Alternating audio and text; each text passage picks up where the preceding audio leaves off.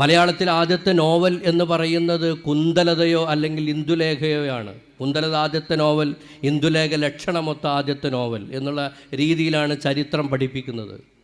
പക്ഷേ ഈ ഇന്ദുലേഖ ചന്തുമേനോൻ എഴുതുന്നതിന് 6 വർഷങ്ങൾക്ക് മുമ്പ് അറബി മലയാളത്തിൽ നമ്മുടെ ഒരു സഹോദരൻ, നമ്മുടെ ഒരു മുൻഗാമിയായ ഒരു സഹോദരൻ ചാർ ദർവേഷ് എന്ന് പറയുന്ന ഒരു നോവൽ എഴുതിയിട്ടുണ്ട്.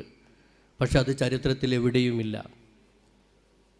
മലയാളത്തിൽ ആദ്യത്തെ നോവൽ എന്ന് പറയുന്ന ഇന്ദുലേഖ എഴുതുന്ന 6 വർഷം മുമ്പ് ചാർ ദർവേഷ് എന്ന് പറയുന്ന ഒരു നോവൽ അറബി മലയാളത്തിൽ ഇറങ്ങിയിട്ടുണ്ട്. പക്ഷെ ചരിത്രത്തിൽ എവിടെയുമില്ല എന്നുള്ളത് നമ്മൾ അത്ഭുതപ്പെടുത്തുന്നു.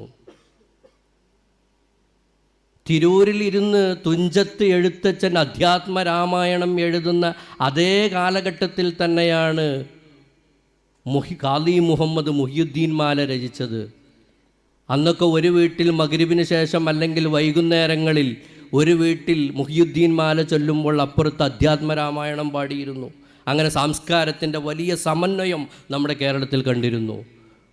പക്ഷേ ഈ അധ്യാത്മരാമായണം ഇപ്പോഴും ക്ഷേത്രങ്ങളിലും അമ്പലങ്ങളിലും ഇതുപോലുള്ള സദസ്സുകളിലും ചൊല്ലുന്നു. പക്ഷേ മുഹിയുദ്ദീൻ മാല എത്ര പേർക്ക് അറിയാം എന്നുള്ളത്, കാരണം അത് അറബി മലയാളത്തിലായിരുന്നു.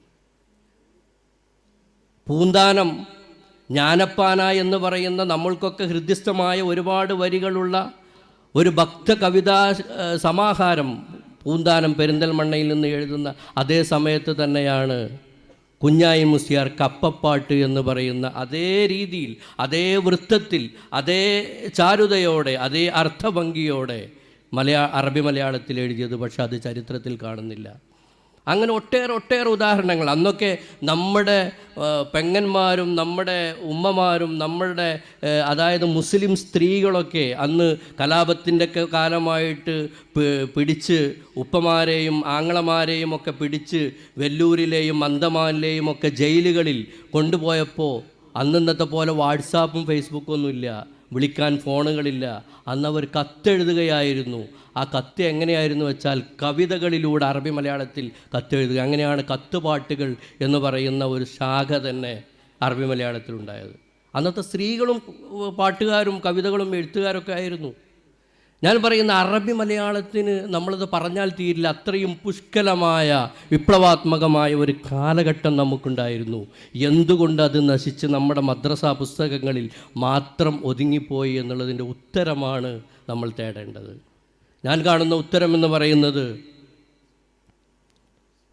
അറബി മലയാളം സംസാരിച്ചത് അത് ഒരു പ്രത്യേകതരം സമൂഹത്തോടായിരുന്നു എന്നുള്ളതാണ്.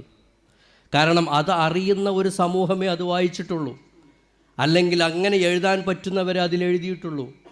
അത് അഡ്രസ്സ് ചെയ്യുന്നത് അല്ലെങ്കിൽ അത് ആകർഷിച്ചത് അത് അറിയുന്നവരെ മാത്രമായിരുന്നു. മറിച്ച് ജോനക മലയാളം, ഇന്നത്തെ മലയാളം എന്ന് പറയുന്ന പൊതു സമൂഹത്തിൻ്റെ ഭാഷയെ അതറിയുന്നവരോട് ഈ അറബി മലയാളം സംസാരിച്ചില്ല എന്നുള്ളതാണ് അറബി മലയാളം പരാജയപ്പെടാൻ ഏറ്റവും വലിയ കാരണമായത്.